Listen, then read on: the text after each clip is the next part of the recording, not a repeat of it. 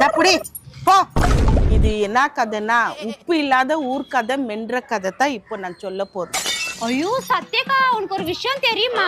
இந்த சாந்தியக்கா புருஷன் இல்ல பார்க்ல ஒரு பொம்பளை கூட சுத்தின்னுக்குறான். ஐயோ அவங்க பொண்டாட்டியே சரியில்லை, நீ வந்து அவங்க புருஷனை பத்தி சொல்றியா?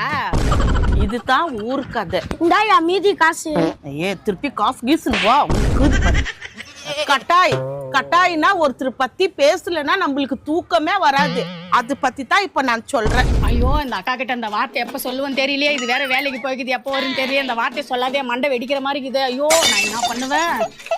ஐயோக்கா, உங்ககிட்ட நான் ஒரு விஷயம் சொல்லுவேன், அது யாருக்கிட்டையும் சொல்லிடாதக்கா. நீ 2 புடவை 2 பாவாடை 2 பூ போட்ட ஜட்டி வாங்கினாமே, அந்த பொம்பளை சொல்லிச்சுக்கா. எவ சொன்னா? என் சக்கால்த்தி அவளை விட்றானா பாரு. என் புருஷனுக்கு 4வது பொண்டாட்டி. கொஞ்சம் ஐயோ இப்பதான் எனக்கு நிம்மதியா தூக்கம் வரண்டா. எப்பா கடவுளே. எம்மா ஆமாவா கேஸ்ல பால்